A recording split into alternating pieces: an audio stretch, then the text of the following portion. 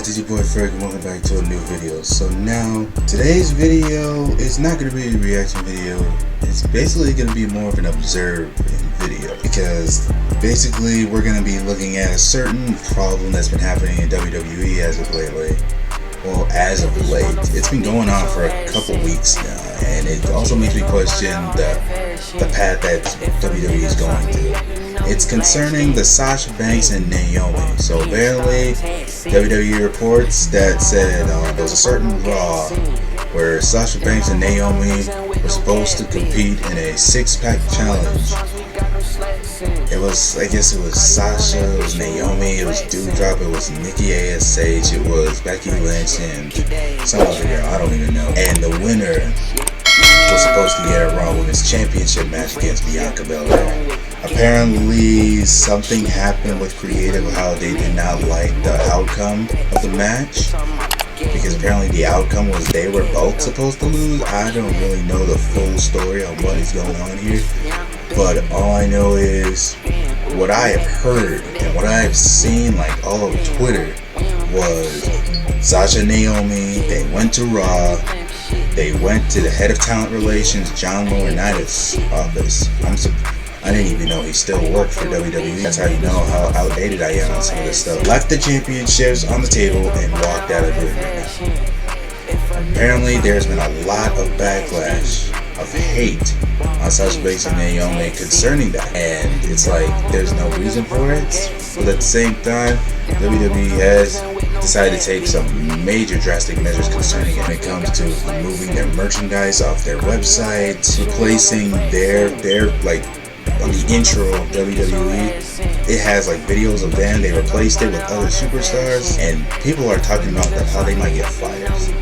I don't know the full story, but that's what we're gonna react to today. Before we get to this video, make sure you guys, you know what to do. I need you to hit me up on all social medias. They'll be in the description down below. I need you to subscribe to the channel. Make sure you like and comment on this video. Tell me what type of other videos you would want to see. And without further ado, let's get into this video.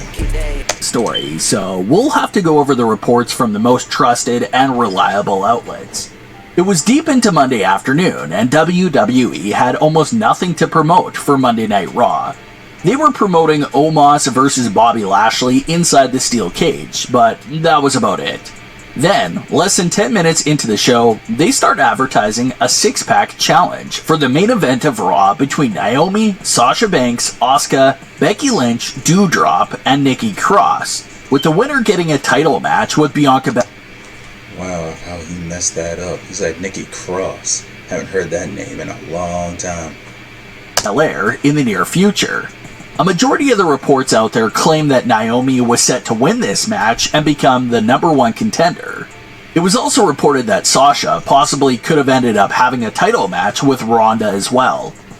Which doesn't make sense to me, because at the same time, look, if it was me, I don't believe Naomi and Sasha should be tag team champions. I believe that they both deserve a singles run as women's champion.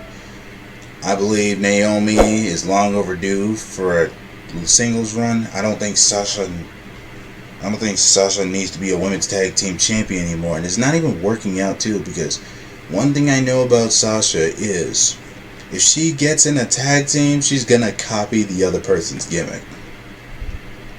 That's what I've seen. That's what she's done now with Naomi. All she did was just copy Naomi's gimmick. But then again, I don't really see how putting Sasha in a match with Ronda would help benefit Naomi and Sasha as a tag team, and most importantly, the future of the women's tag team titles. I just don't see it. And of course those matches may look good on paper, but there's one big overshadowing dilemma here, and that's the fact that Sasha Banks and Naomi are tag team champions. Obviously, WWE doesn't intend for Naomi to win the Raw Women's title in this spot. So instead of being a filler opponent for Bianca Belair, why doesn't WWE use this time to build a story and feud for Sasha and Naomi in the tag team division? That seemed to be the part of Sasha and Naomi's reasoning behind their decision to leave.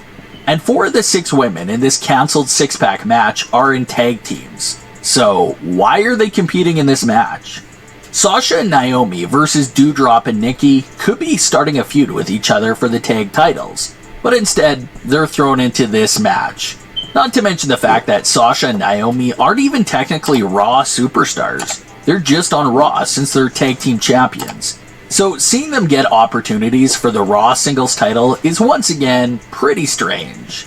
It would have made a bit more sense for superstars like Sonya Deville and Alexa Bliss to be in this six-pack match. That makes more sense than throwing in the women's tag team champions into the title picture. So remember how this all started. Sasha and Naomi are approached back in February about forming a tag team. Everyone knows that the women's tag team division is pretty non-existent, but it looks like Sasha and Naomi took the risk because they were promised big things.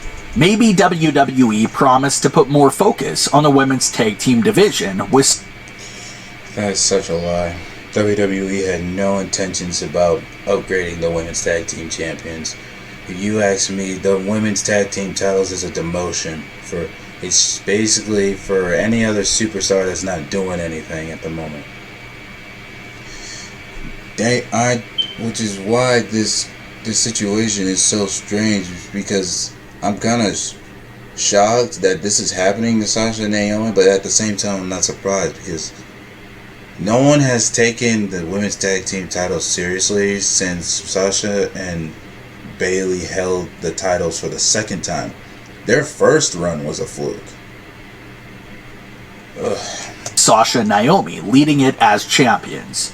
So Sasha and Naomi accepted, which led to their tag team title win at WrestleMania 38. It was a big moment. It was Sasha Banks' first WrestleMania win, and everyone believed that if anyone could put the tag team division back on the map, it's Sasha and Naomi. Sasha and Naomi had the most star power to touch these titles since probably the team of Sasha and Bayley from a few years back.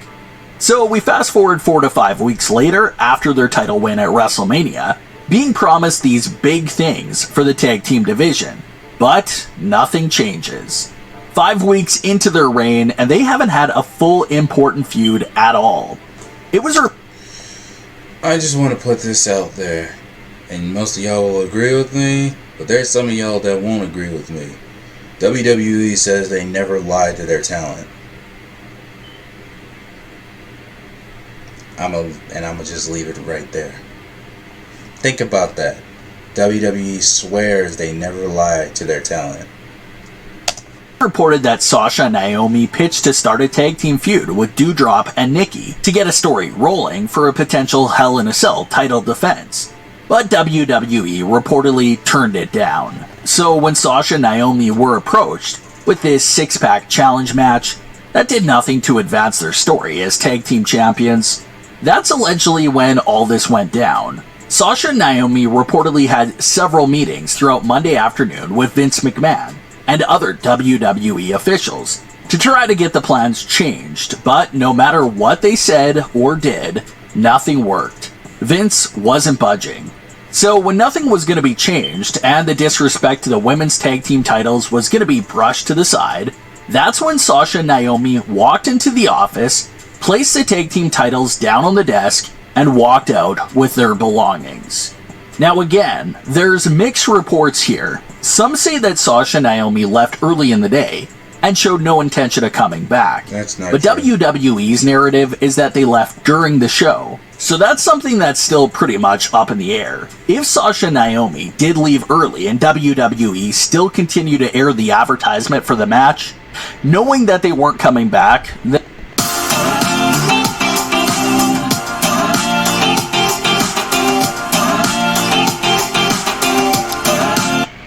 then that's weird. Looks like they did that to control the narrative then.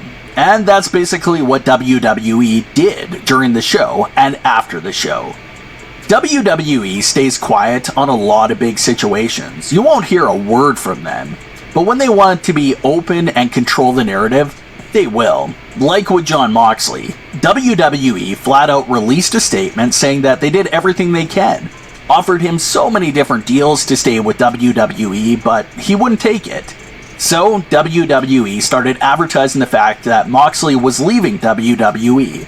And it was so bizarre because they never really broke the fourth wall like that before. It was so weird that fans were convinced that Jon Moxley's WWE exit was false, but it most definitely wasn't. Same thing here, WWE didn't hide away from this topic at all. They went all in on Sasha and Naomi before the dirt sheets could even get the full story together. After showing the graphic with Sasha and Naomi earlier in the night, WWE then updated the graphic to feature just Becky and Asuka. Corey Graves then took a shot at Sasha Banks and Naomi live on the air by saying, quote, "Sasha Banks and Naomi summarily and professionally walked out," end quote. Which again is strange because, like we mentioned, WWE usually keep...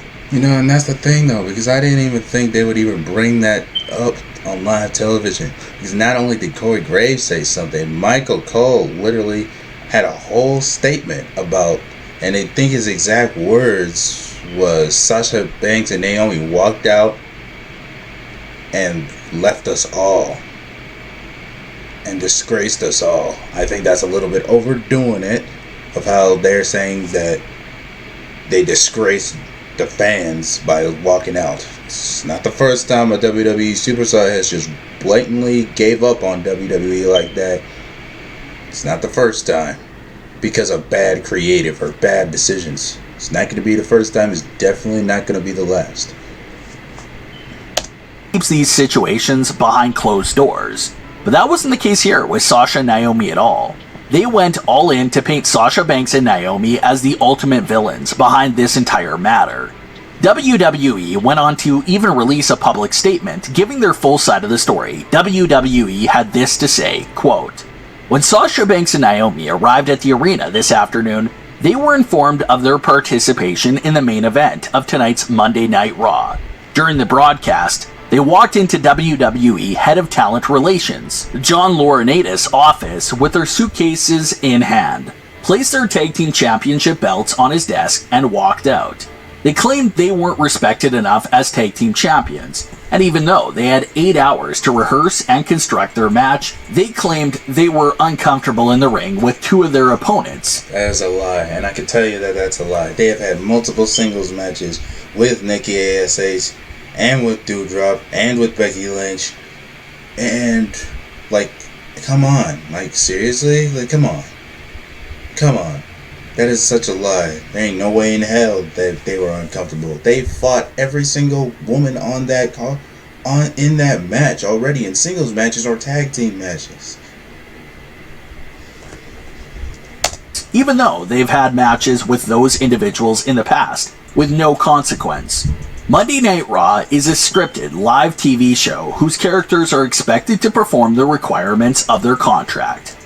And you know what, let me also get into this too. Like, let's be honest, I've seen WWE break the fourth wall. We've seen it, they've done it by accident, they've done it on purpose, but never in a statement read on their Instagram. Like, it was literally on the WWE's official Instagram. I'm going to put the post right here, saying that Monday Night Raw is a scripted show. Like, I never expected WWE just to say it all out in the blue, just expose themselves like that. That it's a scripted live TV show.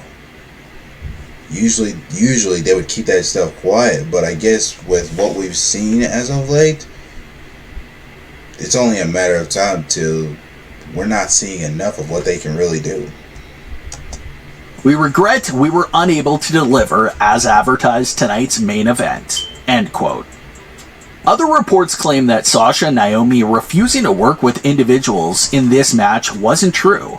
But what was true was the fact that they felt extremely disrespected as tag team champions. And who can blame them on that? Instead of building tag team stories and making the titles mean something again, they were just thrown into a six-pack challenge, completely ignoring the existence of their tag titles. So WWE is painting Sasha and Naomi as the unprofessional bad guys here. But some fans do see where Sasha and Naomi are coming from. Will Sasha and Naomi return to WWE television and work this out soon? Or will they stretch this out for a long time? In other news, a Judgment Day member was released before they could even make it to the group. Reports claim that Edge was pushing hard for Harland to join Judgment Day on the main roster, but unfortunately for Edge, Harland was released before they can make that happen. But what are your thoughts on today's stories? Leave your comments below. Don't forget to subscribe with all notifications on. That's the thing about that Judgment Day thing. I don't think it would have ever worked with Harland because it's like he's with Joe Gacy, and he was with Joe Gacy in NXT 2.0. And the only reason why they would have never brought Harland, it would have never worked out with Harland because he looks exactly like Brock Lesnar. Come on, I want y'all to like search up on Google like a picture. Like, I can even search that for y'all like right now of Harland. Check this out. Like check that out. You cannot sit here and tell me that that does not look like Brock Lesnar. There's just no way. There's just no way. It makes no sense. But I don't know. I feel like WWE is gonna stretch this because I feel like WWE is doing too much. They're doing the most. Well, they're known for this.